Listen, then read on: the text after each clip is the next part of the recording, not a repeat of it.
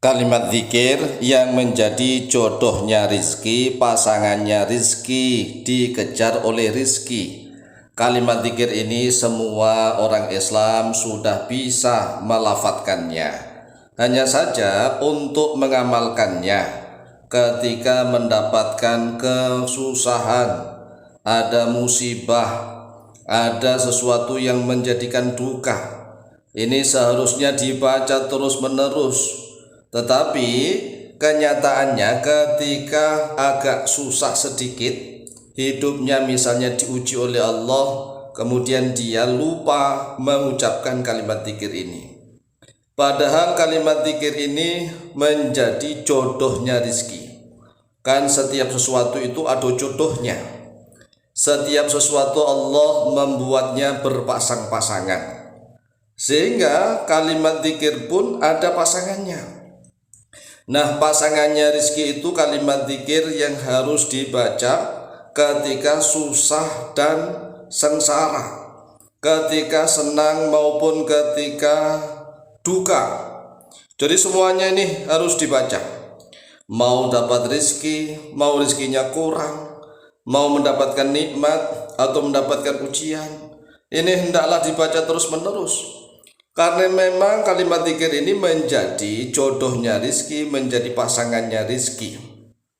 Nah, satu kalimat zikir yang dijamin oleh Allah dan Rasulullah SAW, yang menjamin langsung Allah dan Rasulullah sebagai penarik rizki paling ampuh. Dan satu kalimat zikir ini telah dibuktikan keampuhannya oleh umat Islam dari sejak zaman para nabi hingga zaman sekarang ini.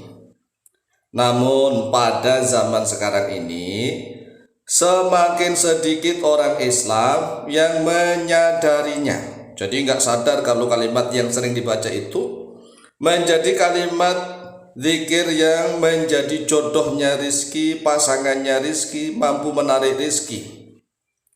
Bahwa satu kalimat zikir ini memang betul-betul menjadi kunci pembuka semua doa, dan sekaligus sangat ampuh menarik rizki datang dari arah mana saja. Satu kalimat zikir ini dianjurkan untuk selalu dibaca ketika senang maupun susah, ketika suka maupun duka. Namun ada pantangannya, ada larangannya nih.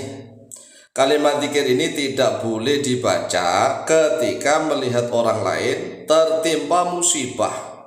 Kalau melihat orang lain nih, baik itu saudaranya, apalagi saudara sesama muslim, melihat saudaranya sesama orang Islam ditimpa musibah atau ketika susah, sengsara dan menderita, kemudian kita membaca kalimat zikir ini, maka ini larangan. Jadi ingat nih. Lalu kalimat zikir itu apa? Pokoknya kalimat zikirnya itu gampang.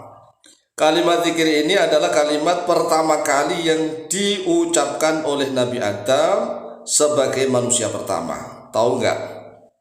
Yang sudah kita buat videonya. Nih, kalimat pertama kali, kalimat zikir yang diucapkan oleh Nabi Adam pertama kali. Ayo, kalau belum tahu videonya, ya saya pancing lagi nih. Kalimat zikir ini sederhana, sangat pendek, tetapi wajib dibaca setiap sholat. Jadi setiap sholat itu wajib membaca kalimat ini.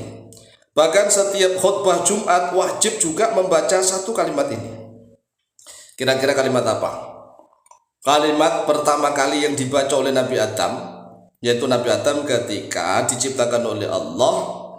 Kemudian Nabi Adam dalam keadaan masih seperti patung, kan terbuat dari tanah.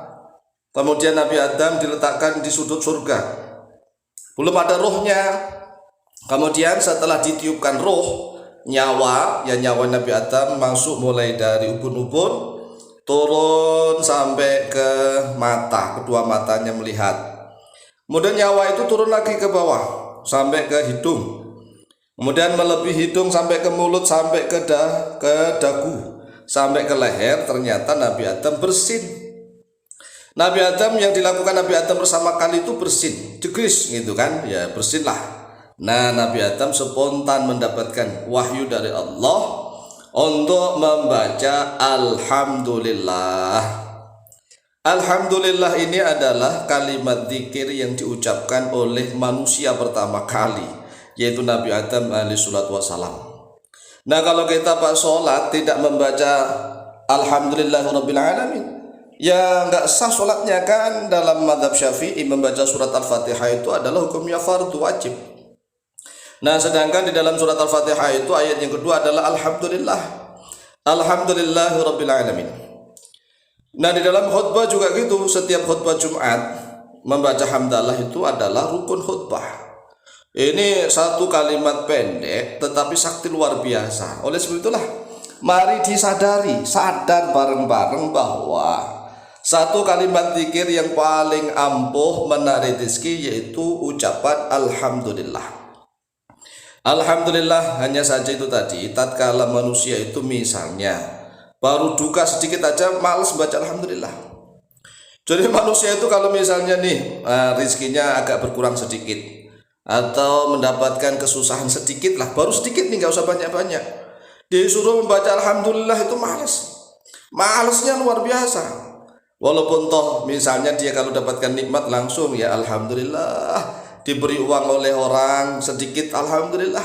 Tapi kenapa ketika misalnya barangnya hilang atau rezekinya tiba-tiba kurang atau apalah, suruh baca alhamdulillah itu masya Allah sulitnya luar biasa. Nah, oleh sebab itulah harus kita sadari bahwa kalau ingin rezeki kita ini selalu mengalir, baik dalam keadaan susah maupun senang, dalam keadaan duka maupun suka begitu ya, selalu konsisten membaca alhamdulillah, alhamdulillah, alhamdulillah, alhamdulillah, alhamdulillah, alhamdulillah.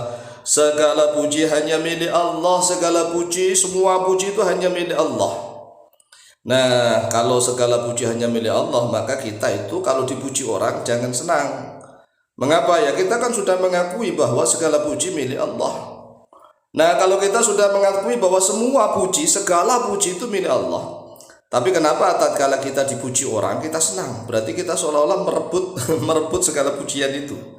Oleh sebab itulah bacaan alhamdulillah ini dilarang kalau kita melihat saudara dalam keadaan tertimpa musibah. Ya kita nggak boleh alhamdulillah saudaranya kena musibah, alhamdulillah saudaranya susah sengsara menderita. Nggak boleh kalau ada orang lain tertimpa musibah. Tapi kalau dirinya sendiri yang tertimpa, justru tetap dianjurkan membaca alhamdulillah. Kalau orang lain yang tertimpa musibah jangan membaca alhamdulillah. Kalau diri kita sendiri nih yang tertimpa musibah, baik suka maupun duka, senang maupun susah, seluruhnya membaca alhamdulillah untuk diri kita. Demikian silahkan diamalkan membaca alhamdulillah, insyaallah mustajabah biidznillah, wallahu taala a'lam bishawab.